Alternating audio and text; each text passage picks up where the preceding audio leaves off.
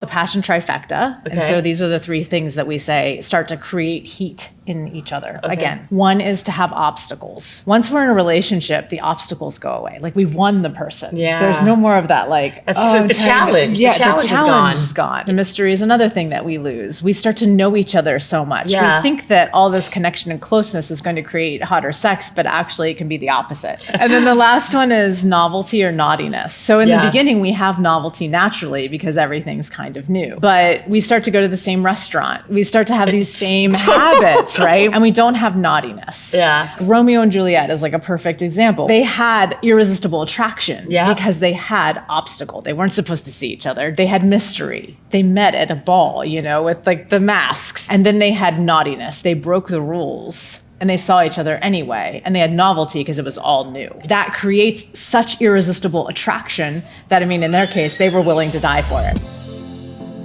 I'm at the biohacking conference and I am now interviewing Jaiya. What's your last name? I just go by Jaiya. It's like Madonna. Like Madonna. Or Prince. Exactly. Her name is Jaiya. And she is a somatic sexologist. I don't know what that is, but we're going to find out. She did the Goop, the Gwyneth Paltrow Goops. What's that show? Sex, Love, and Goop. Sex, Love, and Goop. And I was really riveted by the episodes that you were in, which is why I really wanted to have this interview with you. It was stuff I've never really seen before. I was like blown away by all of it. So I'm really happy that you're here on this podcast. So thank you for being here. I love your excitement. It's like making me orgasmic already. Oh, good. I'm glad I am because how can you not be excited? I mean, I have never seen somebody, you're so comfortable with sexuality. I mean, not that that's not as unusual, but like your approach to it and making other people, like getting them comfortable. I've never really seen that in that way before, are you the only person who does this? There are a few of us who are somatic sexologists, but it is a quite rare profession. It is, right? And the comfort level thing, it was like years ago when I first started my career, a few decades ago, it was like, how can I make sex as easy as talking about a cup of coffee? Yeah. Just so that we're just sitting around, we're like having a cup of tea, talking about sex. Talking about sex. Okay, so first define what that is. Is that actually, did you make that up or did someone else make up somatic sexology? Yes. So somatic sexology comes from Joseph Kramer, who was my mentor. Okay. And it's the Institute for the Advanced Study of Human Sexuality. And they had a somatic sexology portion of their training. And so somatic sexology means that it's more hands-on. Okay. Not just we're like sex therapy where we might just sit and talk about sex. We're actually going to get more into like what's happening in the body and seeing like what's going on in the pelvic floor, because sex is something that happens in the body. It's something that happens in our minds too. Yeah. But it's on multiple layers. And so we look at the whole layer as a somatic sexologist. We're looking at everything. So yeah, because doesn't it really start in the head, like in your brain, because of like emotional stuff and like isn't that, well, because I'm talking for myself anyway, as a girl, women in general, I feel like sex first starts with the brain and then the physical can follow. I feel like our B spot, the brain, is one of our most powerful sexual organs that we have.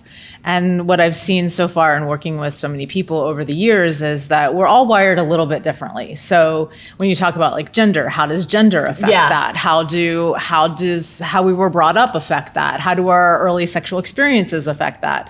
I'm really looking at that whole picture. It's almost like I'm always being a detective in terms of our eroticism. And we have so little research around sexuality because it's so shameful still to even research that we don't always have the answers. So a lot of it's just come from my years of clinical, being with people and working with people, that felt experience. Like, how is it? Because I'm very good friends with Emily Morse, who's like the Sex with Emily. And she always talks about sex very openly and freely and says also like, she talks about like masturbation, like you talk about like getting a cup of coffee, right? And I'm always like shy and uncomfortable and always like squeamish when she talks about it, but it's she does something very different than you. Like you were saying, your stuff is much more touch and feel. And so I guess my question is, it becoming more, do you think in your is it becoming more mainstream now than it used to be? Yeah, I think that sexual wellness, especially for people who identify as women, we're just going to see it skyrocket in the next few years. I've seen some predictions that say that industry is going to be over $3 billion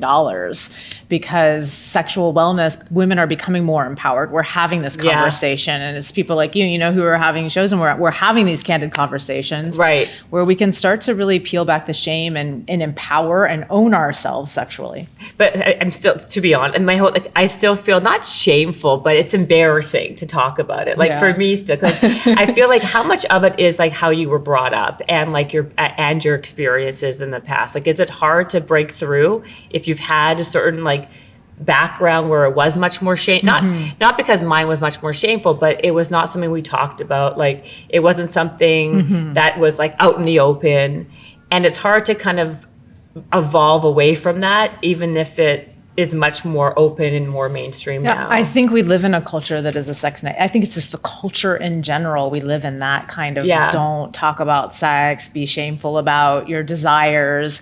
I ask audiences all over the world, everywhere I've gone, did you learn about sex? Did you have a good sex education? And very few people will raise their hand in the audience. And it's because we are getting a sex education. We're just not getting a good one. Right, not getting a good one at all. And so the sex education we get are the messages constantly that we receive from our parents, constantly from peers, constantly from, even when we're not talking about it, that's an education.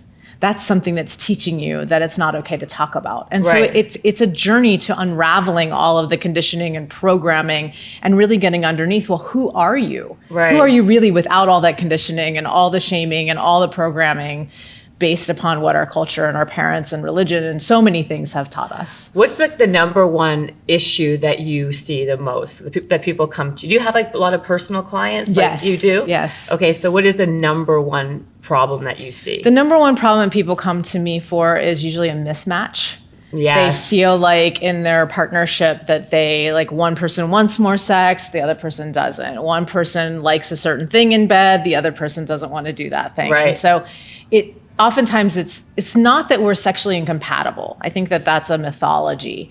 It's that we have not learned who we are. And so then we don't have a language to communicate. Here's who I am erotically, truly who I am erotically. And here's who you are. Now let's learn each other's languages. It's just like learning a language. It's getting skill sets more so than any kind of discrepancy that we have. Now, there are true discrepancies. You know, sometimes there is somebody who wants more sex than the other, but I'd even take that down to personality typing. It's still the typing of a person who wants a lot of sex usually falls within one of the erotic blueprints. Okay, I want to talk about the blueprint. That's what I want to talk about. What is the erotic? Okay, before you even tell me that, what about pheromones? What part of pheromones does that play in everything? Like, people say, well, we have chemistry, or you know, I don't have chemistry with that person, I have chemistry with this person. Right. Do you believe in that? Do you believe in chemistry and pheromones? Absolutely. So chemistry can come down to many different things. Okay. So there's cranial nerve 0 in our nose. I'm going to get geeky. Yeah, no, I love getting geeky about sex. Get geeky. I like it. Cranial nerve 0, which is picking up the pheromonal signature of another person. When you're doing that, the brain is reading the immune system of that person. So it's saying, do we make good babies with one another? So there's a whole chemistry to that attraction. Okay. But when you take birth control, it messes that up. There was actually a study where they had women smell T-shirts, and the people that they would have naturally made the best match with, they couldn't smell it anymore because they were on birth control. So it's just really interesting. Like, that fascinates me around. Me too. Around just what attracts us to someone. Then we've got all the emotional attractors based upon memory, based upon how we adapted, who makes our nervous system safe. So there's just this huge thing that we need to look at in terms of our emotional connection, our biochemical connection, how our bodies feel together, the physical connection, and then lastly, the bioenergetic connection. Like, what's happening on an energetic level? This is when we meet somebody where you're like, you're my soulmate, or like, we know each other before. Like, that's that sort of like unseen, mysterious part of attraction. What does attract us to people, though, besides what you were saying about the make babies together, the chemistry?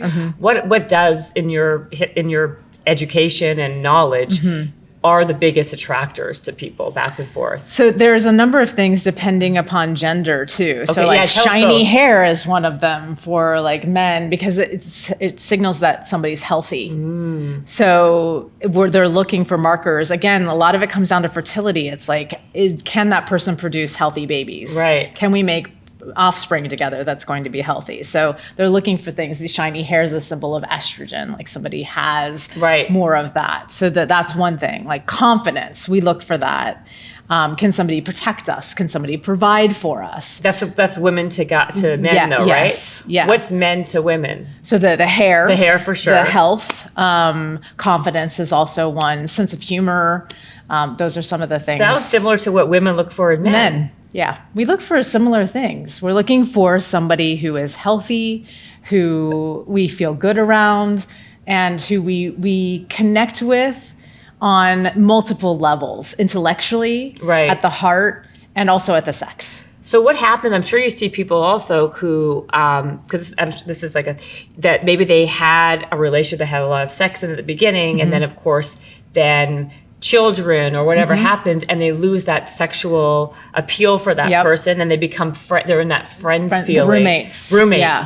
How do you really believe that you can actually ignite that again? Yes, absolutely. You do? So a couple reasons why that happens, the roommate thing. Yeah. Biochemically, for about 18 months, we're in a limerent stage. And so we're creating different chemicals together during that time. That starts to wane. Then you have children, that starts to wane. If you were on birth control, you go off birth control to have children, all of a sudden their pheromonal signature is different because you're actually smelling the pheromones like we were talking about earlier. Yeah. So like all of these different factors that weigh in. Plus then there's just life. There's, once you start raising kids or you start doing all of the business and life and all of that, that can also start to just, especially if you're in business together, that's a whole other thing. Yeah. And so there are, we call it the passion trifecta. Okay. And so these are the three things that we say start to create heat in each other. Okay. Again, one is to have obstacles. Once we're in a relationship, the obstacles go away. Like we've won the person. Yeah. There's no more of that that's the challenge. The challenge is gone. Yep. So how can you consciously create obstacles? Like an easy thing during sex is like, we're gonna have sex tonight, but you're gonna keep your panties on. That's like a little obstacle, that's such that's a good one. I like that. Okay. And then you get more creative in bed because so there's more creativity that's naturally created. Or like one is you don't get to see me before dates, like before we go out. That's creating like a little obstacle. Like we're going to meet out somewhere. We're not going to see each other at home first. You're kind of creating like some mystery. Yeah, that's the next one. That's number 2, mystery. Oh, okay. I like that. Okay. Obstacle and mystery. So mystery is another thing that we lose. We start to know each other so much. Yeah. We think that all this connection and closeness is going to create hotter sex, but actually it can be the opposite. Right. I think it does to a certain point, and then it gets into like routine and day-to-day boredom. Boring. Right. Yes. Yeah. God knows. I'm just joking. Just joking. And then the last one is novelty or naughtiness. So in the beginning, we have novelty naturally because everything's kind of new. Yeah. But we start to go to the same restaurant. We start to go to we start to have these same habits, right? We don't have novelty anymore. Right. And we don't have naughtiness. Yeah. I like to tell Romeo and Juliet is like a perfect example. We know the story of it didn't end well for them, but they had irresistible attraction because they had obstacle. They weren't supposed to see each other. Different families, no. They had mystery. They met at a ball, with like the masks and that like all this mystery shrouded in everything. Totally. And then they had naughtiness. They broke the rules. And they saw each other anyway. And they had novelty because it was all new. Yeah. So like that creates such irresistible attraction that, in their case, they were willing to die for it. Right, exactly. Right. Because is it more, okay, first of all, you didn't, I was going to say, I don't want to jump somewhere else because you were going to tell me about the blueprint. So tell me what that is, because I'm sure a lot of my questions will be answered within that stuff. Okay. So there's 5 erotic blueprints. Okay. The first one is an energetic, and it's someone who's turned on by space, tease, anticipation, longing, yearning. So they like the moment before. So I don't know if you've ever been in like a situation where it's like, I'm going to kiss, we're going to kiss, and all the excitement is in that. And then you you kiss and it's kind of like it's not quite as good, right? So that's like very energetic. And then the anticipation. The anticipation is the turn on more than the actual physical thing is the turn on. So wait, before you tell me okay, so are you saying that these 5 erotic blueprints, everyone has one that they kind of fall into with their blueprint is? Mm-hmm. Okay, good. Okay. Yeah, everyone has an erotic blueprint. It could be like some people might be 95% of one and just a little bit of a rest. Some people have more like they're 20% of each one. Right. So everybody has a different blueprint map. Got it. Okay. Yeah. That's the first one? Yeah. So energetic and then sensual. And this is somebody who's turned on by all of their senses being ignited. So this is someone who loves like the taste and the smell and the beautiful environment that they're in. And, all of that beauty they need in their erotic experience. Okay. So they bring the artistry, and they can have non-genital orgasms. Energetics can have orgasms without even being touched. So they all have superpowers as well. Wow. Okay, go on. Yes. This is so interesting. Is this book out already? It's coming. Okay. It's coming. Okay, good. Okay. Nice to know. Good. And then the next one's sexual. And the sexual is someone who's turned on by what we think of as sex in our culture. Okay. It's penis and vagina. It's, good to the orgasm. It is nudity. It is all of what we think of as sex. Yes. Okay. Got it. Okay. And then the kinky is someone who's turned on by the taboo. And there's 2 different kinds of kinkies. One is like a sensation-based kinky. So they're going to like that slap. They're going to like more of like the feeling of the rope on their body. And then there's a psychologically based kinky, which is more about the power dynamics and the play within that. Okay. My partner, he's both. He kind of has the mix of both. Your partner? Yeah. He has. Yep, he's back there. What's your name? Ian. You must have the best sex life with this one, huh? Yeah, we're pretty extraordinary. Oh my gosh, I can only imagine. Wow. Okay. Sorry, Jaiya. It's all good. I think I saw you guys, by the way, like the other day walking around, and you guys looked very happy together. Yeah, so someone says, I've been enjoying all of your canoodling while you're here. I saw the canoodling, yes. How long have you guys been together for? We've been together for over 15 years. And we have a 13-year-old child, too. Yeah. Really? And you're saying genuinely it's been good the whole time? Well, not good the whole time. Like we definitely, like before the blueprints and after our son was born, we went through a period where I was like, okay, I just went from sex goddess of the world to freaked out mom.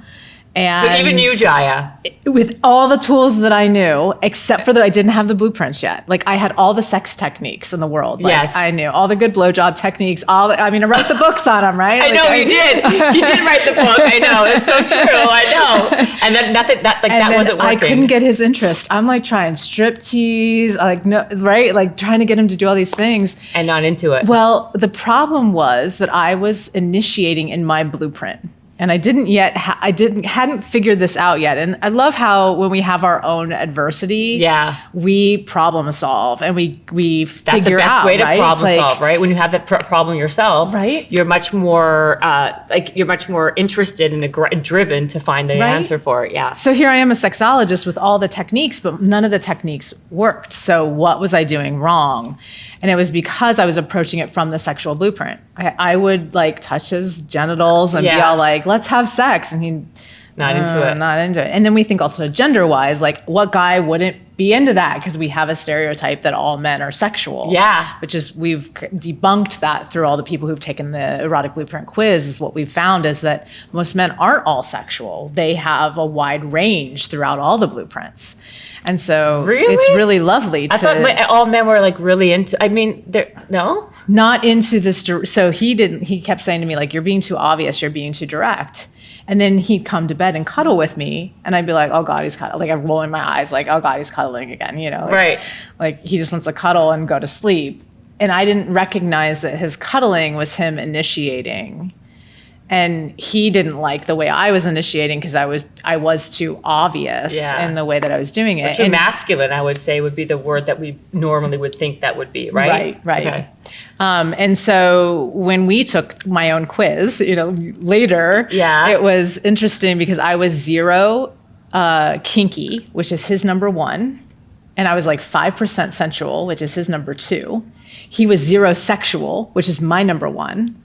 and like 5% energetic, something like that. Really? At the beginning, when we first figured all this out. And so we were complete opposites. Totally opposite. So it looks like a mismatch, right? It looks like, oh, that's why. And it makes sense. Like, that's why I'm initiating in my language. I'm speaking American English. He speaks French. He doesn't understand what I'm doing, and I didn't understand him. But before you had the child, you said your sex was like really good. Oh, it was great. So then, but you see, that would mean to me that it was a total match. Mm-hmm. Can it change over time? Well, we had our son, I was pregnant 9 months in. So we hadn't gone through the limerence phase yet. So when we're in the limerence phase, you kind of naturally gravitate toward wanting to have a lot of sex. And so you start to then, after that limerence phase, fall into your natural blueprints. That makes more sense to me. Really? That is okay. What's the fifth one then? You said so. Then the last one is the shapeshifter, and the shapeshifter is someone who is all of the erotic blueprints and shapeshifts among them. They're the most erotically sophisticated and intelligent of all of the blueprints, and they're oftentimes the best lovers because they're shapeshift. They can shapeshift and speak. It's like somebody who's multilingual. How do you become a shapeshifter, or who are shapeshifters? So I have a theory about this. Okay. I want one of those.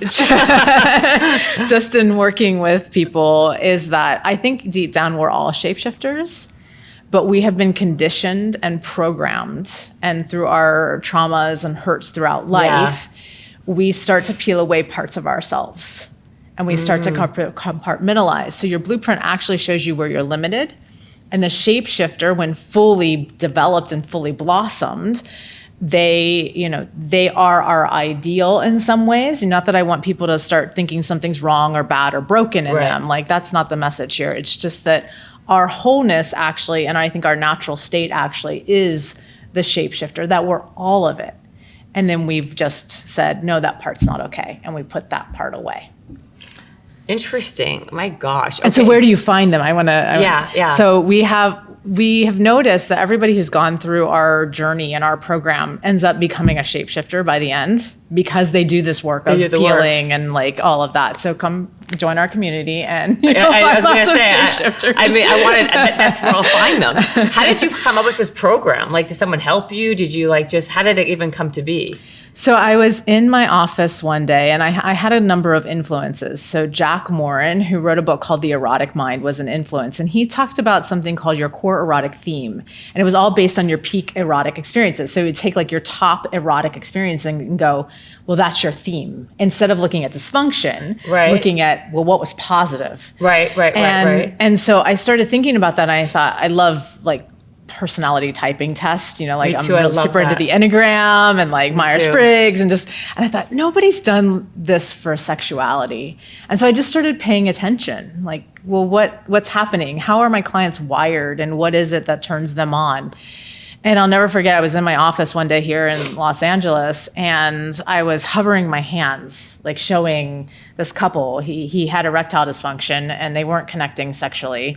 And I was just showing her like how to not touch, like energetically. Yeah. And he opened his eyes and he looked at me, his body started shaking, and he looked at me and he was like, what is happening? And then he got this erection and she's looking at me, and I said, you're wired energetically. And that was like my first like, oh, okay, this actually is a thing. And then it took me about 5 years working just clinically with my clients of like really honing. Kink was the last one, of course, because I was zero kink. So it was the last one that I saw. And my own partner's kinky. Yeah. It's so funny. That is kind of, it's always that way. It's Murphy's Law. Right. We're 6.5 years into our relationship, and I finally figure out all I need to do is lay some ropes on the bed. And he totally wants to have sex with me, right? Who knew? Right.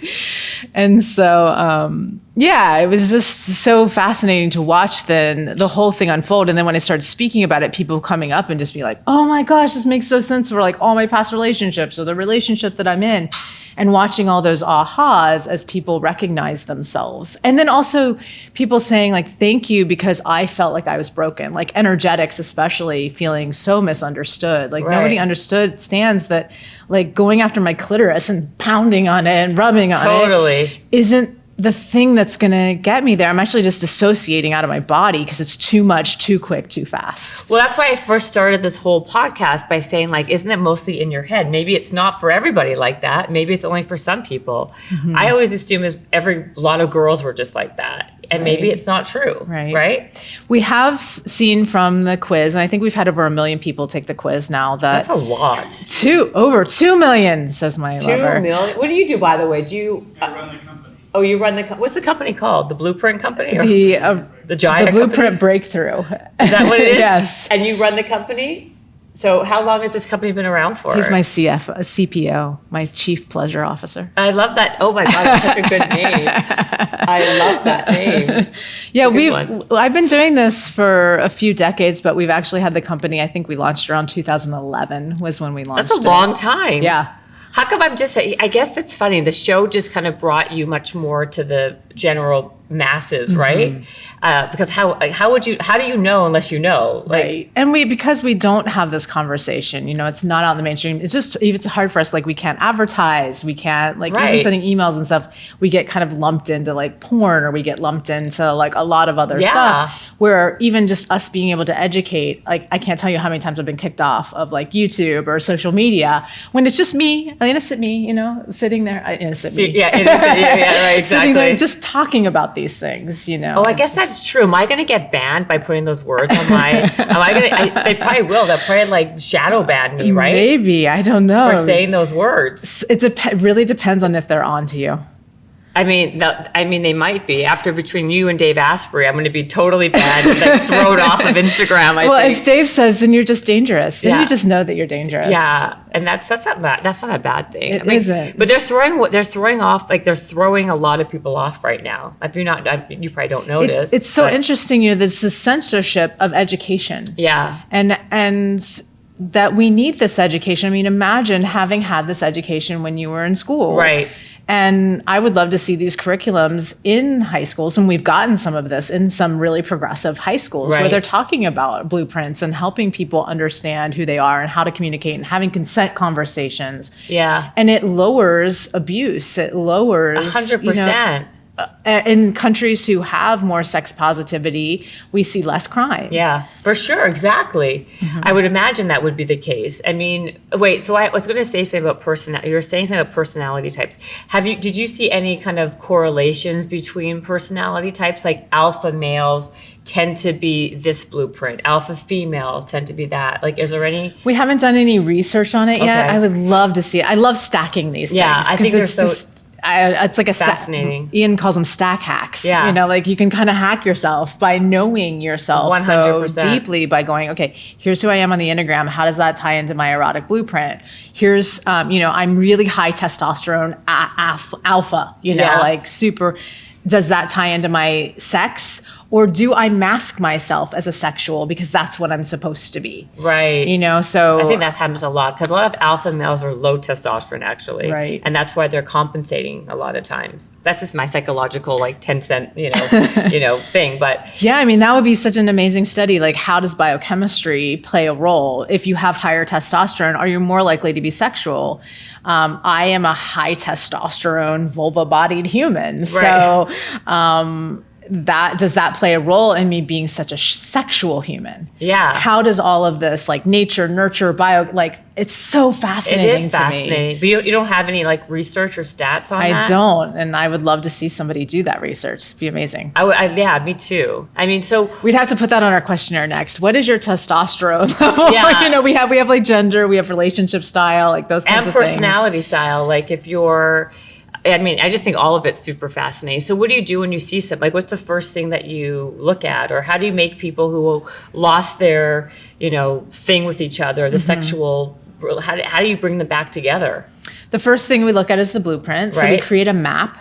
It really is about knowing yourself and where you're at right now. Right. Just like people, here at the biohacking conference are talking about what's your gut biome and what's your DNA and what's it's the same thing with sexuality. We want to look at that whole picture. And so I'm looking at, what's your erotic blueprint? What's your sexual history? I look at 4 main things when I'm doing an intake, which is the blueprint, of course, is the foundation, but then it's what's the biochemistry. So what's the testosterone levels and what is the estrogen doing? So you do look at that stuff. I'm looking at all of that as well. I'm looking at physical traumas. So did you childbirth? I mean, that's a big one to women's pelvic floor and how that affects libido. And so we've got all of that we're looking at. Scar tissue. Yeah. That affects libido? Absolutely. Absolutely. Because if you're in pain, are you going to want to have sex? Oh, you mean like that. But also bioenergetically, that's another thing I'm looking at. The third thing, bioenergetics, is if you have scar tissue, let's say you had a C-section, it's through the midline. There is a vessel that goes, an energetic vessel that goes through, that if that is cut off, now you've cut off drive. Oh, that's so interesting. So just from an energetic level, you have energetically a block there when you have scar tissue. And if you haven't had that and it was regular. If you've had a vaginal birth, you may not have that same thing. Right. But there could be also adhesions or scar tissue you don't necessarily know about that aren't visible. Like maybe you didn't have an episiotomy or a tear, but maybe there's an adhesion that's grown somewhere inside the uterus or the cervix. You know, I'll like circumnavigate I'm doing my nose for people who can't see, circumnavigate around the cervix to make sure there's no adhesions to the vaginal wall, because if that's there, then the cervix can't get out of the way during sex. You don't have uterine flight because it's adhered into the vaginal wall. And what's the other one that you were going to say? You said the fourth? And then the last one is the emotional. Okay. So what's happening emotionally? So is there trauma in your history around sexuality? Most of us do not escape life without some kind of trauma, anything from a bad vaginal exam or prostate exam to, you know, being catcalled. These things then create armor on our bodies. And interesting, you know, and then there's deeper sexual traumas that people experience in their lives. And then how do we unravel that out of the body, not just from the psyche, but so that the body tissue also isn't stuck in whatever that trauma was. Now, is there ever a situation where people just aren't attracted to each other and like there's like no therapy, no coaching can ever help? There can be. I think that place is when people are in a place of unwillingness. That's the number one bust. Like once we've got one person who's just like, I'm unwilling, I'm resistant, I'm not going to change. Yeah. This is how it is. That's challenging. And then you have to make a different choice. You know, you could do conscious uncoupling, or you could talk about opening your relationship at that point, or, you know, maybe transforming that relationship that in a way that's healthful so that everybody gets their needs met. How did you become this? Like, what was the like evolution of you? Like, how did you be, like, people don't just become a somatic sexologist. Like, what were you doing before? What were you doing? So this has been my whole life. I've literally dedicated my whole life to this. When I was a kid, I wanted to be Dr. Ruth when I grew up. Like that was like, I aspired. I wanted to be Dr. Ruth. So somehow I must have seen her on something when I was really young. And I wanted to help people with relationships, sexuality, love. You know, I was always just like a lover. And so I became I would go to the library, I would sneak to the library. I lived in this little small town. And I would get all the books on sex and romance novels and read them because I wanted to know all the information that I could find. Like this was like 8th grade or something like that. Wow. I wanted to know everything. So I was either going to be a singer or I was going to be Dr. Ruth, one of the two. And it obviously became Dr. Ruth. And then like, what was your first job or your first thing that you did to kind of get you to this? Like before you were this, what were you doing? So I have all kinds of really fun stories. So the moment I turned 18, I wanted to become an exotic dancer because I wanted to go into the field to learn like the underground of sexuality. Like I was fascinated with the whole thing. Like, what is this world like? And let me go. Like the moment I turned 18, I started dancing. You were an exotic dancer? I was an exotic dancer. So I would like go to school, like study. I was a singer at church. Like no, does anyone know this about you? Yeah. So I have a lot of fun stories. So I was doing that. That's so interesting. Were you always super sexual? Yeah, okay. I was from a very early age, just again, like curious. Yeah. I wanted to know. It's amazing that I made it as far as I did in terms of being as sexually free as I was, because I had so much trauma, but also so much religious upbringing of escaping like the messages of Catholicism. You know? And Oh, that's how you grew up with Catholic. yeah. Okay. I had the little school uniform and everything, but I used to kind of roll mine up, above the knees, but the nuns didn't like that. Wow. Yeah. So, you were always kind of just like pushing the envelope a little bit. It's pushing the edge. Yeah. Oh, so and you also had a lot of trauma. But I was such a rule follower and everything else. It was like, but in this thing of sexuality, I just felt like something's not right. Like this brings me closer to God. Like that was like when I was young, I would be like, God and sex go together. Like for me, it was almost like a spiritual practice. Really? Yeah. So were you very sexual? Did you have a lot of partners when you were young and all the No, and this is the other thing is that while I was a very like sexually expressed person, I was also very conservative. Really? And so like I still to this day have not had many sexual partners. I love to pair bond and have a lot of sex with the person that I'm pair bonded with and also have a lot of freedom within that pair bond. So intercourse wise, I'm more interested in what are all the other fun things that we can do and what are the other fun things that we can play with? Because I used to make a rule that if I had sex with more than 10 person, that I was a really big slut. Yeah, I remember that. By the way, that was always the thing that we heard too. So have you had less than 10 partners? I went over 10 a few years ago and I was like, oh my gosh, I went to 11. I'm a big slut. Now I have to move my number to 20. Okay, wait, so hold on. So wait, now of course that you have, okay, you're telling me to wrap up right now. I'm not wrapping this up. I have one more question. So you are married. You're saying a few years. So you've been married for 15 years. We've been together for 15 years. We never got married. Yeah. Okay. So you've been together for 15 years. Does that mean you have multiple sex partners? Because if you said that you just passed the 11, that means are you guys able to have, are you guys more of a swinging couple? Is that what we have an open relationship and I have long-term relationships that I've been with for many years. So I have 2 20-year relationships. He and I have been together for 15 years, and then I have 1 4-year relationship.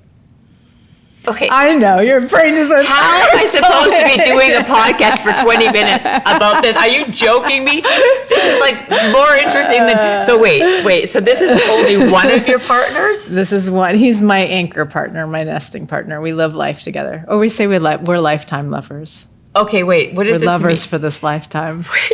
So you guys, so the 15-year partner is your anchor partner, which means that you guys, that's the one that you live with. Together. We have our son together. We have a business together. We live life. We live life together. But then you also have 2 other partners that you've had for 20 years each. Yes. But they're like, you see them only once in a while. I see them once in a while. And then one helps us raise our son. Like a nanny? He's with our son right now. Like a nanny? Yeah. It makes life so beautiful because it takes a lot to raise a child. Yes. And, it's beautiful to have a village. We get to have more influence, more adults. There's so much love. We have a high level of emotional maturity and consciousness around the whole thing. And that's why I have long-term relationships. So who's the 4-year guy? He's new. Well, apparently. What's his whole situation? He's also open. He's very open. And so it works because he's just, Wait. He's been in this lifestyle for a long time. But do all of those other partners have other partners too? Yes. And so... we have total freedom. So Ian, the 15-year partner, how many other partners do you have? 2 additional current partners. 2 additional? And how long have you been with each of those? About 3 or 4 years. Each? Mm-hmm. Now, what happens? You play favorites? Does one feel like you feel more, what happens if you with your anchor partner that you have, do you ever feel like you or want to be more with the 20-year partner or the 4-year because he's new and exciting? That can happen. But does jealousy happen? It can, but we're all... so here's the key. And I was telling someone this last night here at the conference. They were asking us about this. And I said, I think the thing that makes it all work so well is that I love myself and my partners love themselves. And so we aren't seeking to get love outside of ourselves. I have unconditional love for me. And that creates a foundation where there isn't a lot of insecurity within how we're all relating to each other. And so we just have a beautiful foundation of unconditional love, but it starts first with ourselves. And once you have that, your relationships become very easy. And I also have low tolerance for anything that is not ease-filled.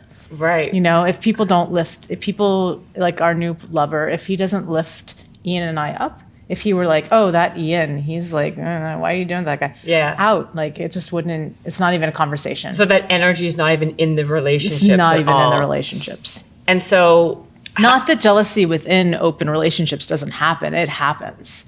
And it has happened in our past. It's just that we've done a lot of growth. It's a fast track to a lot of growth. I can't even imagine, but I can't imagine. But like, how is it that, like, does it happen where then if he's an anchor, can you want to switch anchors or can you leave the anchor? Like, how is it all because you love yourself unconditionally and genuinely that doesn't even like? Yeah, I don't think it would come up for us. We're just so solid. I can't even imagine that reality, right? How often do you see the other people though? Like, how often would you Once say? a week, once a month for some of them, every day for another one, you know. Do they all have anchors too? No. Yes, one of them does. One of them does. Yeah. But you said you see one every day. How do you expect me to do a podcast in 20 minutes with this? Okay, just finish that part. And This always happens. I mean, no one warned me about this. I'm sorry. This is unbelievable. How do you see one every day? Because we just have integrated lives. So I talked about the one who's The with nanny, our son. yeah. So he's just around every day. Oh, so do Yeah. you have sex with him? And then would you have sex with him? We have more of a romantic, energetic partnership at this point in our relationship. Because look at the blueprint. So we can have blueprinted, not everybody has to be like, we have sex, but we are lovers because we have sex maybe that's not intercourse. Does that make sense? Kind of. Okay, again, I'm going to say, could you part two? I mean, this is just so fascinating. I don't even know how to end this podcast. But what's this called? It's called, okay, can we do a part two on just open marriages and open relationships? Because I feel like this is like, you just open up a whole Pandora's box of questions for me. But this is what I do. We just like open up boxes, you know, because there's so many worlds within this realm of sexuality, just with gender, relationship style, what our preferences are, you know, who we are. It's deep. It's a deep and rich world. Like, you can't. This isn't like you can't just fix. Like, you can't just have one podcast episode with this because there's such vast amounts of information and knowledge. And I think what I find interesting is like you don't know what you don't know, right? So absolutely. I don't even know what half these. Like, I know the surface level of like what's an open relationship, but then like there's so many layers and layers and layers. And look at you. You're clearly very happy. Like, you can see it on your face, honestly. Like, you can see how, like, this is not just, like, a facade. Right. He looks very happy and content over there, Ian. And yet there's, like, all these other people involved as well. Like, you're doing something right. You know, like, do you talk about this a lot? Like, is this something, like, maybe you should write a book on this? Maybe. I used to talk about it a lot. I don't talk about it as much because I really wanted to get this message around sexuality out into the world, you know? Because we can get kind of lost in talking about the relationships and all of that. But you know, I felt like the erotic blueprints were really important, so I've been talking about those a lot. Okay, so where do people find more information on this, on you? And then we're going to do this again. Eroticbreakthrough.com. So it's eroticbreakthrough.com and Jaiya.love. And my name is spelled JAIYA.love. Oh my God, this is so fascinating. I'm so happy that I've met you and that we're starting this like whole conversation. It's so fun. Thank you for having the conversation. Oh, absolutely. Thank you for having the conversation. This is amazing. And I guess we'll do part two when we're not rushed like this, but thank you. Thank you for watching Habits and Hustle. Please watch another video here and subscribe to the channel if you haven't already by pressing the button below. Jennifer Cohen, visionaries, tune in, you can get to know them. Be inspired, this is your moment. Excuses, we ain't having that. The Habits and Hustle podcast, powered by Habit Nest.